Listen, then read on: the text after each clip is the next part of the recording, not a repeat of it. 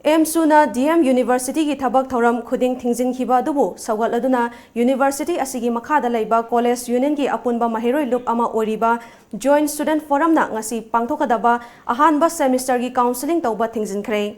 khongjang aduda saruk yaikhiba Joint Student Forum ki convener Yumnam Ramesna Danamanjuri University da ahanba semester tamgadaba maheiroi singi counselling makhataba notification ama thoktriba fauba athingba thamkhibani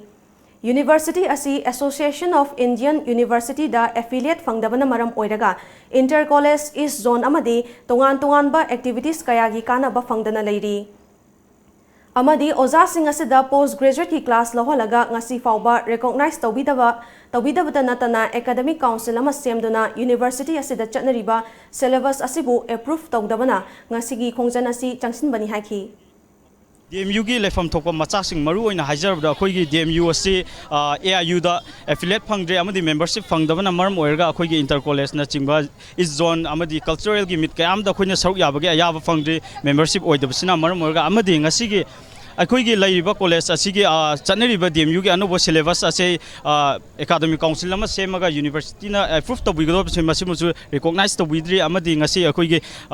university असिदा लाइबा ओजासिंग असि PG ददि engage तबुइरगा लाइक तालगा मखोइसिंग असिजु रिकॉग्नाइज तबुइद्रि अमदि अखोइना अंडर ग्रेजुएट ने हाइना तुमक लाइबिरि अमदि स्टाफ सिंग अमदि ngasiगी रेगुलर ओइबा BC अमदि अखोइ रेजिस्टार सो हापिद्रि ngasiगी यूनिवर्सिटी असिगी ओइना अमदि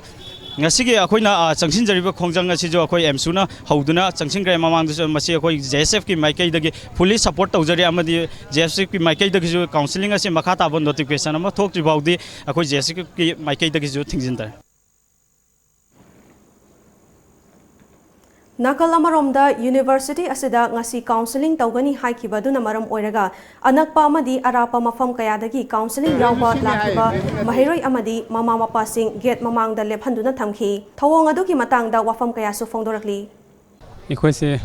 सिंना हाइरादि ओगाना लाकबने चाकसु जादबिदा को ngandana dum lakraga तौदबसे सिंना हाइरादि नुंगाइदि असे सिकोमबसे याम थुना को याम थुना तो बदि पामे सुमाइना हाइदि कॉलेज ना हाइदि ओजागी साइटैना एडमिशन तौनेना लायदना काउंसलिंग तौरनेना दुगा AMSU की साइटैना यारोय मु हायदो खबरदजु फजना ममुताना जु पिबिद्रे मरोंदो फजना दो लाकै लागा सुमाइना जु तौबदे नुआइते अतोपा कॉलेज कैजु लमा काउंसलिंग एडमिशन लोइनाग्रे यामबना अदुगा अखोइना सेदा लाकै लागा तौदबि लेबसे नुआइते अखोइगी स्टूडेंट यूनियन अखोइ AMSU अखोइगी लाइरिबिसिगा अखोइगी कॉलेज की लाइरिबा कनोसिंगसिगा मनुंगा अनसिंग लाइनदबा पाउ फाउंडबा दोम लेबे सिमबदि अखोइ पेरेंट्स हातियाम नुआइते अदुगा AMSU ना तौबिरि पोसिबदि यूनिवर्सिटी की दमता तौबिरि पोसिबदि पेरेंट्स जो थागा चाइनी अदुगा तौबदबो कॉलेज की साइट तगी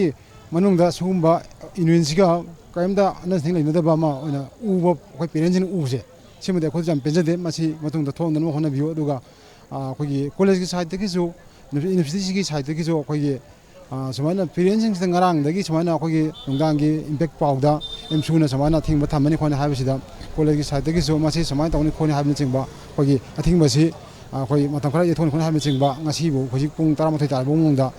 यूनिवर्सिटी साइट तगी जो कायम फोंग तबसि माजा पेरेंट्स की साइट तगी याम नुवाजदा पेंजदबा सम फाउजै मोइना तालिब दाबि सो अदुम यानिंगेको अदुगा मोइना हाना खतंग ऐना नुवाइतबना हाबिदि फ्लास तौबा हाबिदि कैनोमा तौबा हाबजे हाना नोटिस थोपके खन तागदि सिमा लै हागदि मोइना हाना होय हानि नोटिस अमा थोतोबदि फैबा यैथोकपदो दका ओबदो अदुमदि फै अदो मोइनाबदि हौजि हाय अदो ngasiगि दि यैथोक तोय ओइरबने बसिन तौरिसे अखोइसे अदुम गाइदैरा अदो पामबदि हौजि काछु ओइररोयबा सक्सेस तो यैथोकपदि अदुम तादोइने बसिदि